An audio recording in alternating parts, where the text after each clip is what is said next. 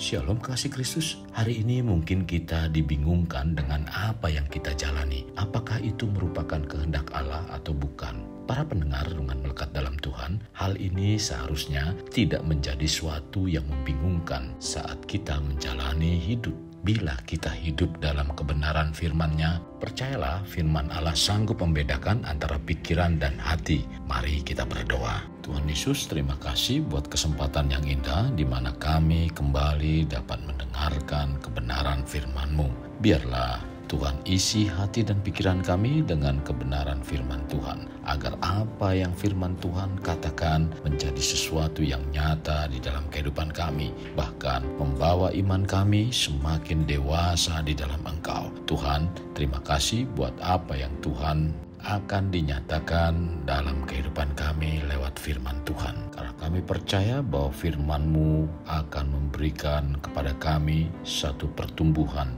dan bahkan menjadikan kami pribadi yang senantiasa menyenangkan hati-Mu, Tuhan. Tuhan, tuntun kami terus senantiasa agar kami terus dibawa untuk menjadi serupa dengan Engkau. Terima kasih Tuhan Yesus. Ini doa dan permohonan kami dalam nama Tuhan Yesus kami berdoa. Amin.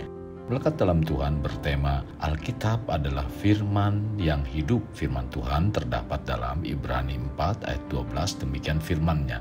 Sebab firman Allah hidup dan kuat dan lebih tajam daripada pedang bermata dua manapun. Ia masuk amat dalam sampai memisahkan jiwa dan roh, sendi-sendi dan sumsum. Ia sanggup membedakan pertimbangan dan pikiran hati kita. Kekasih, firman itu memiliki otoritas penuh dalam kehidupan orang percaya. Alkitab menjadi alat ukur dan pengarah perilaku hidup orang percaya. Kehidupan kita sebagai orang percaya tak bisa lepas sedikit pun dari firman Tuhan. Ibrani 4 ayat 11, firman yang hidup itu menghidupkan. Karena firman Tuhan membawa kita pada pengenalan akan Yesus Kristus, Tuhan penebus dosa, yang mendamaikan kita dengan Bapa Surgawi Sang Suci. Kita percaya kepada Yesus oleh pertolongan Roh Kudus. Allah telah melawat umat-Nya, menghidupkannya semata-mata untuk kemuliaan nama-Nya. Manusia dikembalikan kepada gambar dan rupa yang semula. Firman mewujudkan semuanya. Karena itu, umat harus penuhnya memahami hakikat firman yang hidup. Firman yang hidup karena pribadi Allah yang menyatakan diri. Tertulis dalam Yohanes 1 ayat 1-3. Pada mulanya adalah firman. Firman itu bersama-sama dengan Allah dan firman itu adalah Allah. Ia pada mulanya bersama-sama dengan Allah. Segala sesuatu dijadikan oleh Dia dan tanpa Dia tidak ada suatu pun yang telah jadi dari segala yang telah dijadikan. Demikian juga dalam Yohanes 1 ayat 14. Firman itu telah menjadi manusia dan diam di antara kita, dan kita telah melihat kemuliaannya, yaitu kemuliaan yang diberikan kepadanya sebagai anak tunggal Bapa, penuh kasih karunia dan kebenaran. Jadi, firman Allah adalah pribadi Allah menjelma menjadi manusia ada di dalam dunia bersama umat kepunyaannya. Dia adalah Yesus Kristus yang mengajar para murid-Nya, gerejanya, dari dulu sampai masa sekarang. Firman yang hidup itu tetap berbicara dalam firman yang tertulis, yaitu Alkitab. Tetapi Alkitab tidak boleh dikeramatkan oleh kita.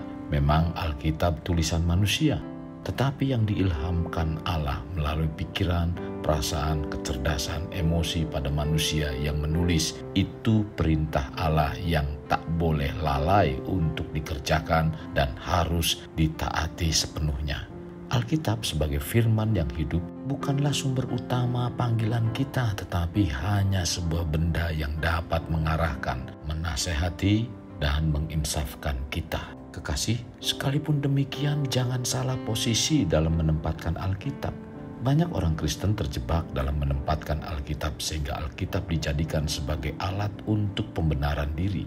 Kekasih, seharusnya kita menjadikan Alkitab sebagai sesuatu yang mengubah kehidupan yang tidak berkenan pada Tuhan menjadi kehidupan yang menyenangkan Tuhan.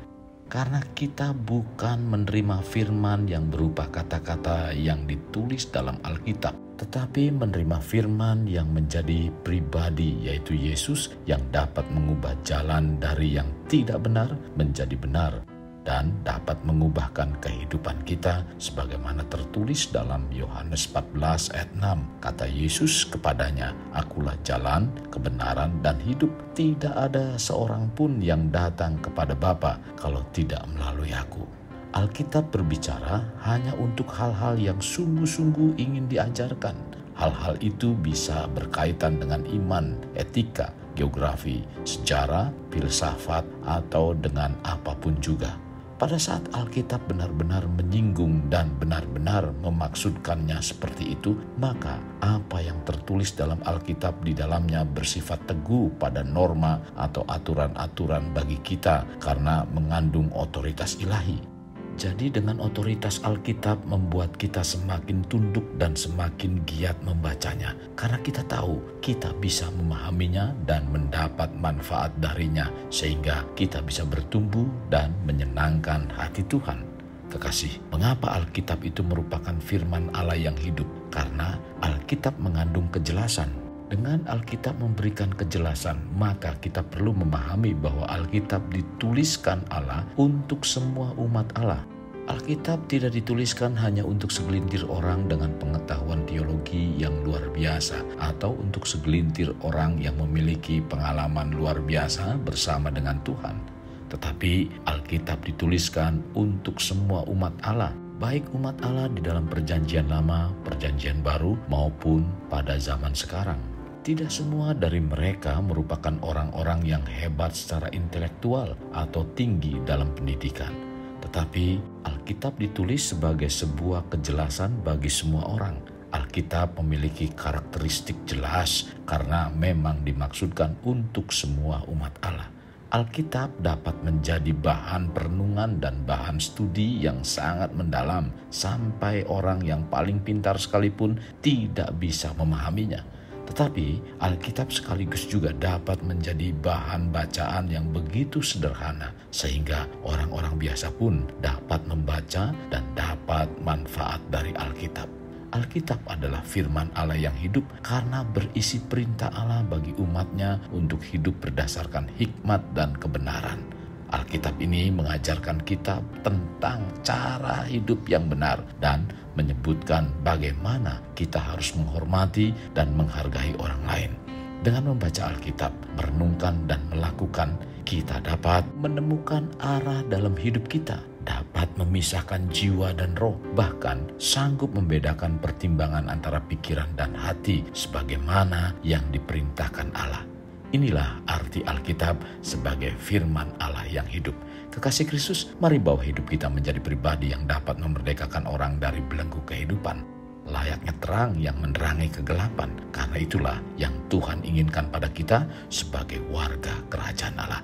Mari kita berdoa. Tuhan Yesus, terima kasih buat renungan firman Tuhan pada hari ini. Sungguh sangat memberkati kehidupan kami, di mana kami diajarkan dan mempercayai bahwa Alkitab adalah firman yang hidup.